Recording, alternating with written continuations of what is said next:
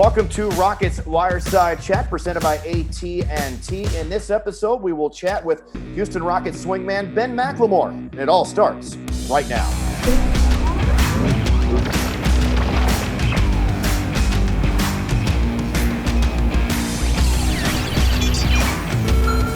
Welcome to another edition of Rockets Wireside Chat, presented by AT&T. I am Craig Ackerman. My guest this week is Rockets swingman Ben McLemore. Ben, good to see you. How you doing? Good. Thanks for having me. So what have you been up to over the last two and a half months?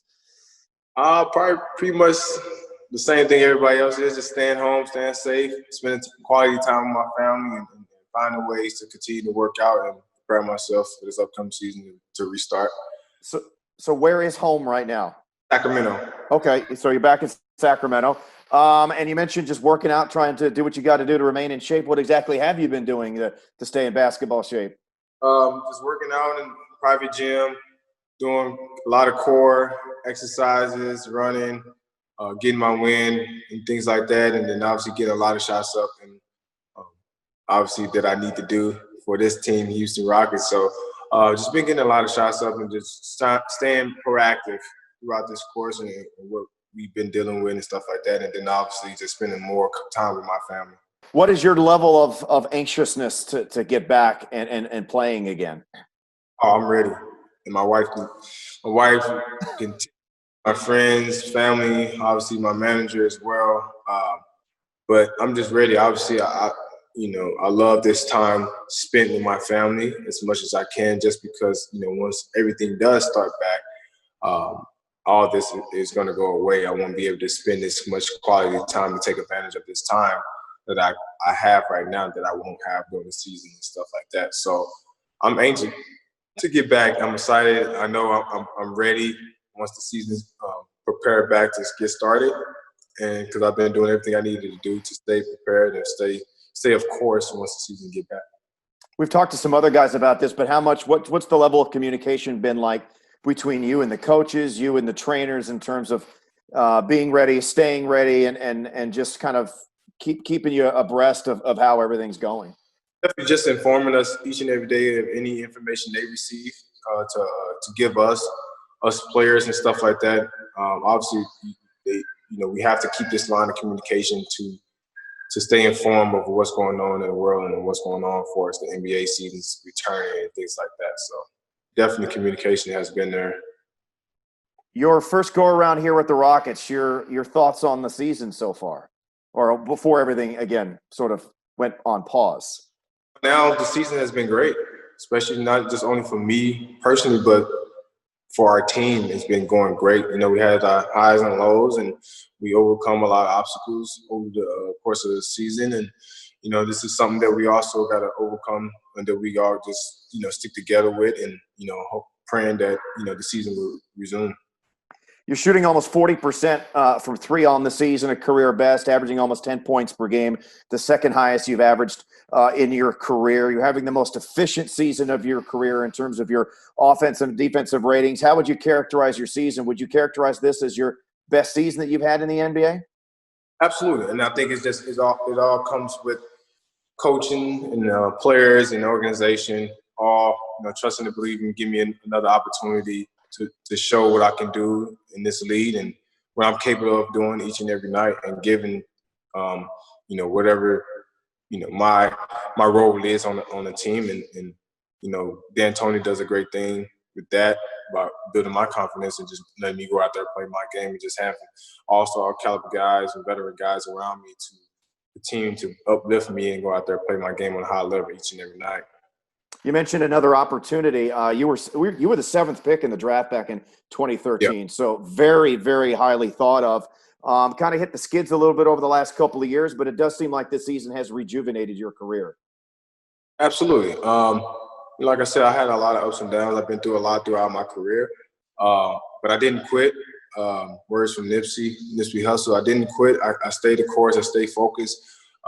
I continued what I needed to do to continue to stay on this path, and I didn't give up. And I stayed ready when I didn't have to get ready. So I kind of used that saying always throughout the course of my careers.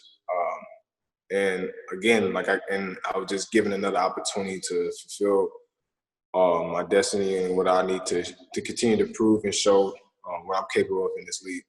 What went through your process in terms of before the season began this past summer when you were a free agent, trying to decide where to go? How much did you think your particular fit would be good for you here in Houston? What rationale did you use to ultimately sign here with the Rockets? Really, it was self-explanatory. I mean, obviously, I'm athletic. I can run. I'm good in transition. I can shoot the three. I'm guard. All those things that this organization has and wants that in their organization and their system that fits my game, and I can just easy come in and do what I need to do and have a job to do. And I think that's why I right away just locked in and fit perfectly with this organization and this crew, because my game speaks highly of it and shows what I can do. And when I go out there, it seemed like I've been with the Houston Rockets for years. And it's just all about just style of play and the coaches and players going out there playing with it and building that chemistry right away. Heard this from a lot of players before, but how important is the right fit for a player? Because obviously everybody at this level is the elite of the elite, but sometimes style of play, coaching, fit, it really does. Being in the right place at the right time is very important. So to you, how as a player, how important is fit to ultimately getting the most out of your abilities? I'm a prime example. I think fit means a lot throughout players' career. Obviously, you see my career, how it went from being number 7 overall, and drafted by Sacramento, and then just seeing different coaching changes. Over the years, I had I'm 7 years in the league, and I had 6, 7 coaches already. So that explains right there, it's all about fit, and with different coaching changes every year, different style of play every year of different coaches and stuff like that. It's a big part, especially of young players coming in the league, and you're experiencing that at an early point of your career. It affects you a little bit, mentally and physically. What has Mike D'Antoni mentioned to you as the season has gone on in terms of what he expects from you? Because obviously you're delivering. Just continue to play my game, go out there, have fun. Don't worry about mistakes. Everybody's going to make mistakes. It's just all about just continuing to limit those mistakes and just going out there, just playing hard every night. And that's what I do. And he tells me this is what I need to do. This is my role. And I go out there and do as best as I can in my role and try to help my teammates and team be in the best position to win a game. What has it been like playing alongside James and Russ? Obviously, it's been an adjustment for everybody this year because this has been Westbrook's first season with the Rockets as well. It's been pretty. It was a tough adjustment at the first, like you said, just coming on a new team, new roster. Even like you said for Russ, but guys that him and James played alongside each other before. But with me, it was like, all right, I have to continue to study the game and study, where I need to be out on the floor when James has the ball, or Russ has the ball, and vice versa, whatever the case may be. But when both of them on the floor, I just got to pick my poison and stuff like that. But each and every day I watch from film and seeing how I can get better, talking to them, talking to Russ and James and seeing all right, what you guys see, where you think I need to be here next time, or, just adjustment. You mentioned there's an adjustment at the start of the season with a new team and a new group of guys. And then there's another significant adjustment around the trade deadline where you guys changed drastically and went full-time small ball. What was that like for you? It was something I never, obviously experienced before, but it was definitely something that, for the organization and the team, that it was something that they felt like it was going to help in a way, and obviously it did, and it's helping us and things like that. And you see a lot of teams doing it and trying to play small ball, But again, my role hasn't changed. Coach hasn't changed my role, and my role stayed the same. And I can just continue to do what I need to do when my name get called.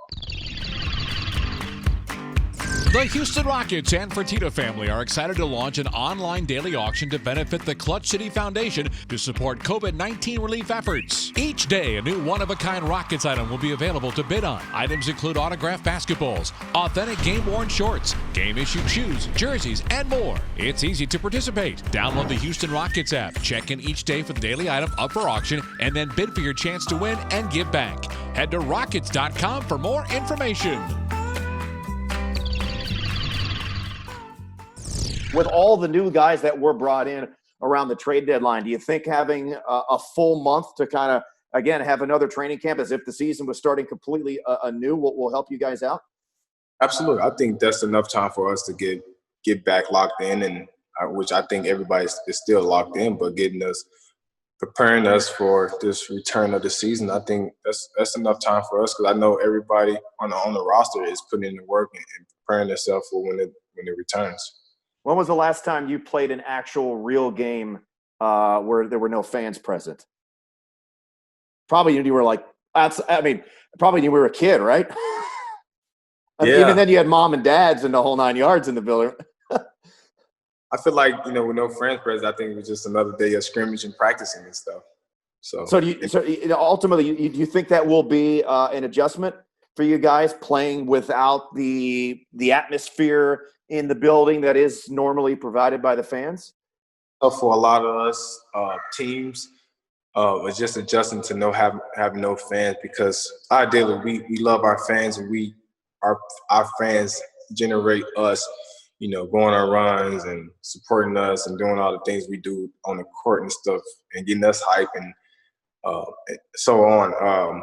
But yeah, I think it's going to be adjustment. But again, like I said, having no fans is just like, we playing 5-on-5 and just in practice and stuff and scrimmage. So, but it's going to be a little adjustment where we just have to adjust to it.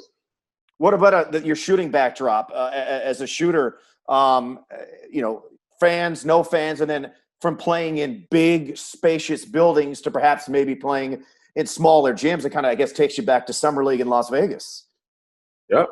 Well, is there a difference as a shooter in terms of your sight lines, your depth perception, all of that? It's crazy to say, but I'm actually working on that right now. Okay. I'm shooting because I'm the only one in the gym. So it's just like, all right, treating it like you're the only one in the gym.